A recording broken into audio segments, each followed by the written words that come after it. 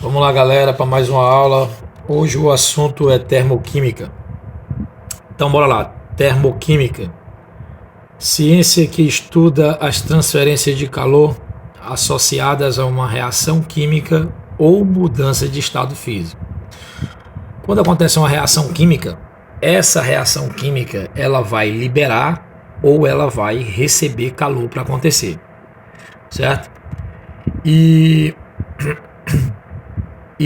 As mudanças de estado físico, como assim? Quando a matéria muda da fase sólida para líquida e para gasosa, também acontece ou recebendo calor ou cedendo calor, perdendo calor.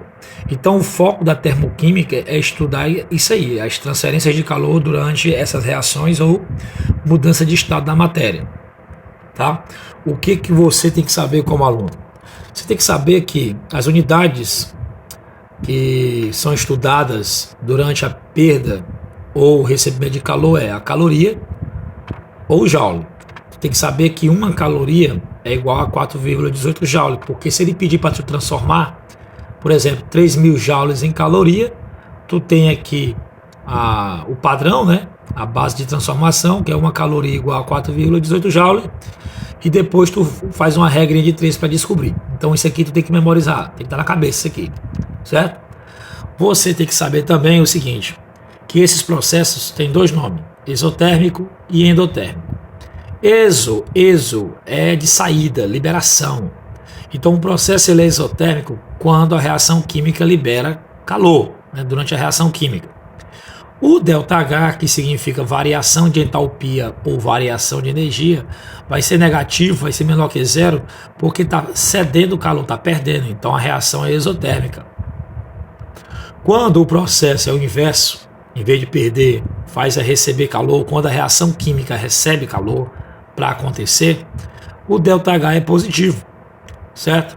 Ou seja, a sua variação vai ser positiva, porque está recebendo tudo que você recebe, fica positivo, né? Quando você perde, você fica negativo. Recebeu, positivo. O ΔH, que é a variação de entalpia, é positiva. Aí no vestibular, o que o cara vai fazer? O cara vai escrever uma equação termoquímica. O que é uma equação termoquímica? Eu tenho, antes dar certo o reagente, depois dar certo o produto. Eu tenho que ter o estado físico da matéria, né, dos reagentes, ó, gasoso, líquido, certo? E pode vir acompanhado do ΔH ou o local de liberação ou recebimento da energia. Então, por exemplo, eu tenho gás hidrogênio, vai reagir com o meio de oxigênio, ambos gasosos, produz 1 mol de água líquida e libera tudo que está no produto, porque está sendo liberado, 285,8 kJ de calor liberado. Se eu não ver assim, eu posso ver assim, que é a forma mais comum. Gás hidrogênio reage com o meio de O2, produz molécula de água líquida, e o ΔH tem a sua variação negativa, ou seja, está sendo liberado energia. No exemplo 2, eu tenho a decomposição do óxido de mercúrio. Para que esse óxido de mercúrio se decomponha em mercúrio e oxigênio, tem que absorver 90,7 kJ de energia. Então aqui, no reagente, ele está absorvendo. No produto, liberado. Certo? Então aqui, como a energia está aparecendo no reagente, eu entendo que a reação é endotérmica, porque está recebendo calor, para que haja decomposição. Ou aparece assim, ou assim. 1 mol de óxido de mercúrio recebe uma variação de energia de mais 9,7 kJ, se decompõe e produz mercúrio líquido e oxigênio gasoso. Então, ΔH positivo, a reação endotérmica, a reação química acontece recebendo energia. ΔH negativo, a reação química, ela ocorre liberando energia, certo? E aí, o que acontece? Nós químicos não conseguimos calcular a energia total de uma molécula isolada, né? Uma molécula simples isolada. Então é mais fácil a gente calcular a variação de entalpia. O que é a variação de entalpia? A variação de entalpia é essa relaçãozinha matemática onde eu tenho a energia do produto menos a energia do reagente e aí eu encontro a variação de energia da reação química, ou ΔH. Se esse ΔH for positivo, endotérmico. Se esse ΔH for negativo, exotérmico, a reação exotérmica. Tá? Então, toda vez que ele pedir para calcular a variação de entalpia, a gente vai usar essa relaçãozinha matemática aqui. Outra coisa que eu tenho que saber, quais são os fatores que influenciam o valor de ΔH. Primeiro, a quantidade de reagentes e produto. Vou estar mostrando aqui no livro, que é para você compreender melhor. Então, por exemplo, quantidade de reagentes e produto. Aqui eu tenho a mesma equação química, aqui ó, que é a reação química do gás hidrogênio com o oxigênio para produzir água, tá vendo? Aqui o ΔH negativo é menos 571, aqui é menos 1143, e aqui é menos 285, certo? Mas eu quero focar aqui. Aqui eu tenho 2 moléculas de gás hidrogênio, liberou menos 571. Aqui, sendo a mesma equação química, eu tenho 4 moléculas de hidrogênio, liberou 1143,2 kJ de energia, ou seja, a quantidade de reagentes e produtos influencia no valor do ΔH. Outro fator que vai influenciar no valor do ΔH é os estados físicos do reagente e produto. Então, por exemplo, aqui na minha reação química,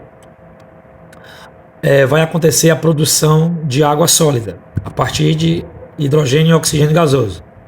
Quantidade de energia liberada menos 292. Já na outra equação, ele está demonstrando a produção de água líquida a partir do mesmo gás hidrogênio e mesmo gás oxigênio, e liberou menos 285,8, menos energia. E aqui a produção de água na forma de vapor, a partir dos mesmos reagentes químicos na fase gasosa, e liberou menos 241,8 kJ. Ou seja, o estado de agregação física do reagente do produto influencia na quantidade de energia liberada ou recebida. Sólido liberou mais, líquido intermediário, gasoso liberou menos em relação ao sólido, tá? Uma vez que toda mudança de fase ela acontece mediante o recebimento de calor. Se eu saio do sólido e vou para o gás, o processo é exotérmico. Se eu estou no gás e volto para o sólido, o processo é endotérmico. Tá. Outra coisa que vai influenciar é a temperatura na qual a reação ocorre. Então, por exemplo, vamos lá. Aqui essa reação química está acontecendo com uma temperatura de 18 graus Celsius. Liberou menos 57,78 kJ. Já aqui a mesma reação química está acontecendo com uma temperatura de 25 graus Celsius. Liberou menos 57,79 kJ.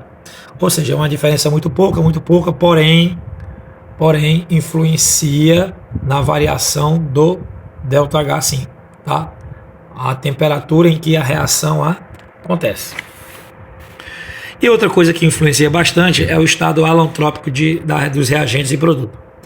Então, por exemplo, o carbono tem duas variações alotrópicas, que é o grafite, que é mais comum, abundante, e o diamante. O oxigênio tem o ozônio. O enxofre pode ser rômbico ou monoclínico. E o fósforo vermelho ou branco. Cada um deles tem uma variação de entalpia diferente, porque devido ao seu estado alotrópico. Por exemplo, o carbono grafite libera menos 94 quilocaloria, enquanto o carbono diamante libera menos 94,5 quilocaloria. Então a gente percebe que o estado alotrópico do elemento químico está influenciando na variação de entalpia. Outro exemplo, o enxofre rômbico libera menos 71,0 quilocaloria, enquanto o monoclínico libera menos 71,1. O fósforo vermelho libera menos 95,4, enquanto o fósforo branco libera menos 94,6, tá? Então, é isso aí. Essa é a primeira parte da doação de termoquímica, certo? E anotem no caderno de vocês, tudo bacaninha, igual eu organizei aqui, para quando eu enviar uma atividade, vocês conseguirem responder. Valeu!